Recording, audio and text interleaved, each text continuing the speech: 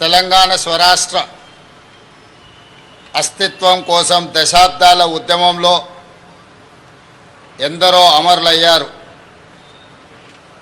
మరెందరో పోరాట యోధులుగా మన కళ్ళ ముందు నిలిచారు. వారి త్యాగాలకు, తెగువకు రాష్ట్ర ఆవిర్భావ దినోత్సవ సందర్భంగా శిరస్సు వంచి నమస్కారం తెలియజేస్తున్నాను.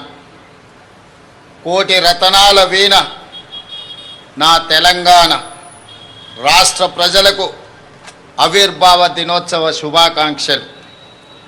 ప్రతి ఏటా త్యాగాల చరిత్రను స్మరిస్తూ రేపటి భవిష్యత్తుకు దిశానిర్దేశం చేసుకునే ఒక భావోద్వేగ సందర్భం జూన్ 2 మనం కలలు గన్న స్వరాష్ట్ర స్వప్నాన్ని నిజం చేసిన ఆనాటి ప్రధానమంత్రి స్వర్గీయ శ్రీ మన్మోహన్ సింగ్ గారు, నాటి యూపీఏ చైర్పర్సన్ శ్రీమతి సోనియా గాంధీలకు 4 కోట్ల తెలంగాణ ప్రజల తరఫున ప్రత్యేక ధన్యవాదాలు, కృతజ్ఞతలు తెలియజేస్తున్నాను.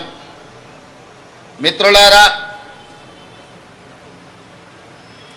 పుట్టుక నీది, చావు నీది, బతుకంత దేశానిది అన్న ప్రజాకవి కాళోజీ మాటలే స్ఫూర్తిగా డిసెంబర్ 7, 2023న బాధ్యతలు స్వీకరించిన క్షణం నుండి ప్రతి క్షణం తెలంగాణ హితమే పరమార్థంగా, రాష్ట్ర అభివృద్ధి ధ్యేయంగా, పేదరిక నిర్మూలననే ప్రాధాన్యంగా ప్రజాప్రభుత్వం పనిచేస్తున్నది.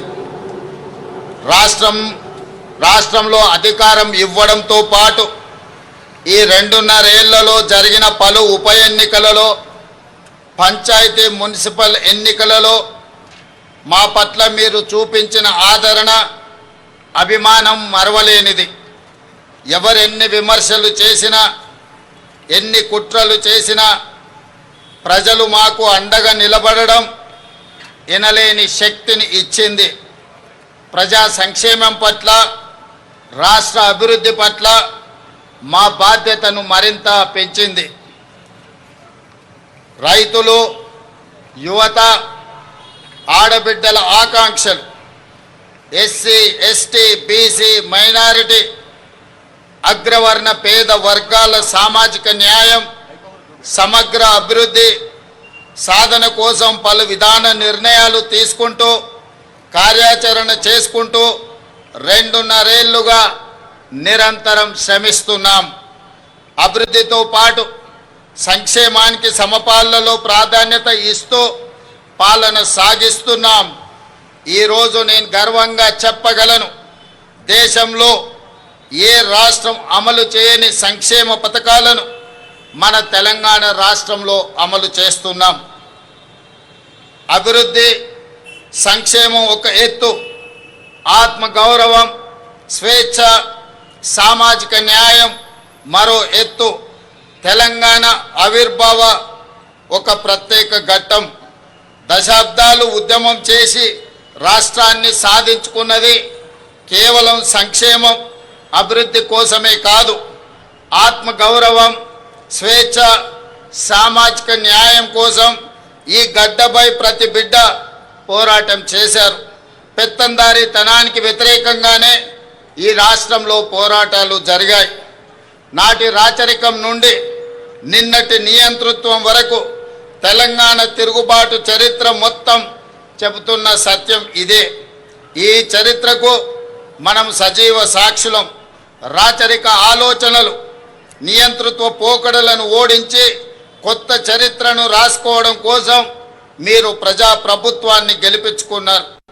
ఈరోజు ప్రజల మనోభావాలకు మేము ప్రతినిధులం, సమాజ ఆకాంక్షలకు మేము వారధులం. అందుకే మీరిచ్చిన ఈ అవకాశాన్ని మేము అధికారం అని సంబోధించడం లేదు, మమ్మల్ని మేము పాలకులుగా అనుకోవడం లేదు, మీకు సేవకులుగా బాధ్యత నిర్వహిస్తున్నాం.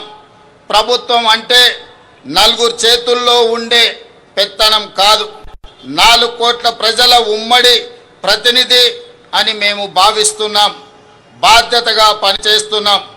అందుకే ఇది కేవలం పరిపాలన చేసే ప్రభుత్వం కాదు, ప్రజాస్వామ్య ఆకాంక్షలను నెరవేర్చే ప్రజా ప్రభుత్వం అని గర్వంగా చెప్తున్నాం. మిత్రులారా, డిసెంబర్ 7, 2023న ప్రారంభమైన మన ప్రభుత్వం ప్రజలకు స్వేచ్ఛ, సామాజిక న్యాయం, సమాన అవకాశాలు కల్పించడానికి ప్రాధాన్యతను ఇస్తూ వచ్చింది. రకరకాల అడ్డంకులు అధిగమిస్తూ 30 నెలల్లోనే ప్రజల ఆశలు, ఆశయాలను నెరవేర్చడంలో విజయవంతంగా ముందుకు సాగుతున్నాం. సాగు భూమి, వ్యవసాయం, రైతు ఈ 3 తెలంగాణ ఊపిరి. వ్యవసాయ ఆధారిత పరిశ్రమలు, అనుబంధ రంగాల విషయంలో తెలంగాణ నెంబర్ 1గా ఉండాలన్న లక్ష్యంతో రైతుల జీవితాల్లో గణనీయ మార్పు తేవాలన్న సంకల్పంతో తెలంగాణ రైజింగ్ 2047 విధాన పత్రంలో ప్రాధాన్యత అంశంగా తీసుకున్నాం. ఈ విజన్ డాక్యుమెంట్ కేవలం కాగితాలపై ఉండే అక్షరాలు కాదు, ఆదిలాబాద్ నుండి అలంపూర్ వరకు, ఖమ్మం నుండి కొడంగల్ వరకు హరిత తెలంగాణను ఆవిష్కరించే ఆలోచన. ఈ లక్ష్య సాధనలో తెలంగాణలోని ప్రతి రైతు కూలీలే సారథులు. దీనికోసం ఈ విజన్ డాక్యుమెంట్లో రూరల్ అగ్రికల్చర్ రీజియన్ ఎకానమీ రేర్గా అభివర్ణించి అభివృద్ధి చేసేందుకు రూపొందించిన పత్రం ఇది. రైతులు కేవలం పంటలు పండించడమే కాదు, వ్యవసాయ ఆధారిత పారిశ్రామికవేత్తలుగా తీర్చిదిద్దే దిశగా ఈ ప్రణాళిక ఉంటుంది. అగ్రికల్చరల్ ఎకోసిస్టమ్ అభివృద్ధి చేసి రైతులను శ్రీమంతులుగా చెయ్యాలన్నదే మా ప్రభుత్వం యొక్క సంకల్పం. 2025-26 అంచనాల ప్రకారం మన ఆహార ధాన్యాల ఉత్పత్తి రికార్డు స్థాయిలో ఉంది. 2,36,00,000 మెట్రిక్ టన్నులుగా నమోదైంది. ప్రజాప్రభుత్వం అందిస్తున్న ప్రోత్సాహకంలో వరి, మొక్కజొన్న, పత్తి పంటల విస్తీర్ణం గణనీయంగా పెరిగింది. పశు సంపద, మత్స్య రంగాలు గణనీయమైన అభివృద్ధిని సాధించాయి. రైతులు విభిన్న పంటల ఉత్పత్తితో తెలంగాణను సకల పంటల క్షేత్రంగా తీర్చిదిద్దాల్సిన అవసరం ఉన్నది. తెలంగాణ భూమి నైసర్గిక స్వరూపం అన్ని రకాల పంటలు పండించడానికి అనుకూలమైన క్షేత్రం.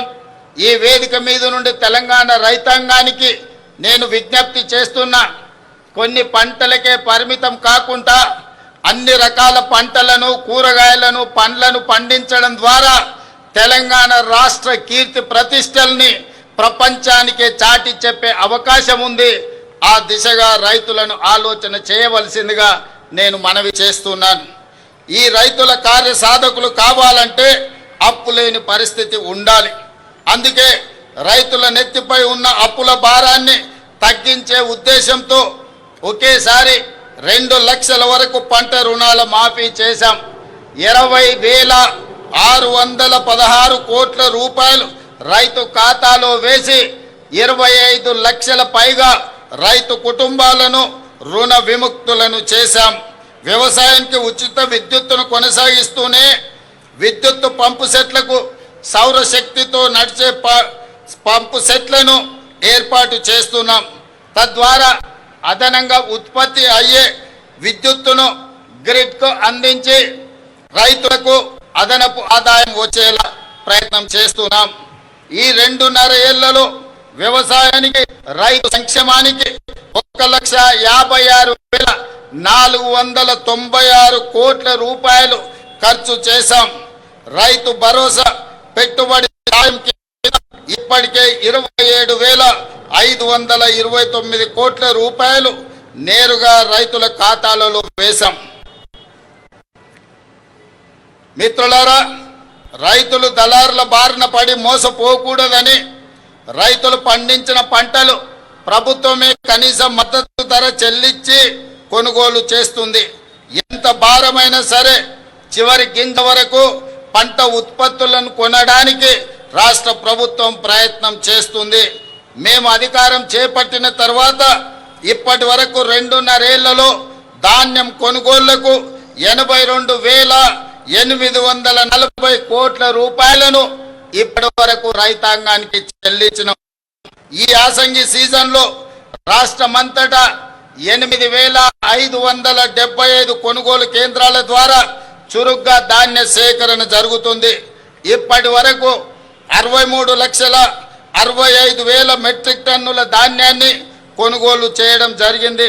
సుమారుగా 11,903 కోట్ల రూపాయలను రైతుల ఖాతాలో జమ చేశాం.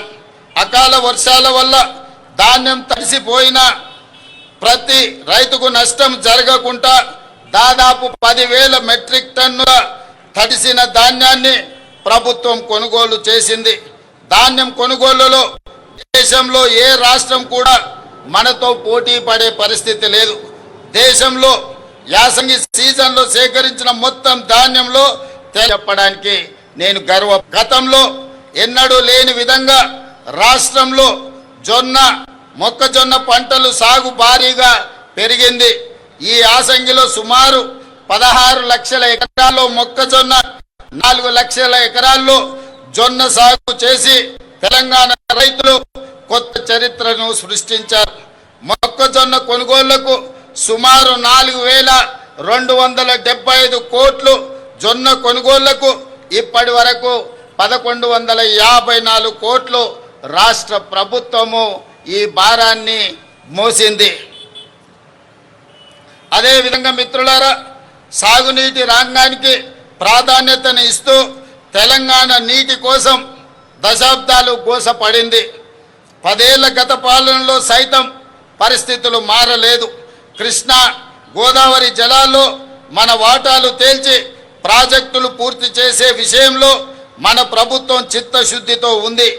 ఈ విషయంలో ఏ వేదికపైన రాజీ పడకుండా లౌక్యంతో, రాజకీయ విజ్ఞతతో పని చేస్తున్నాం.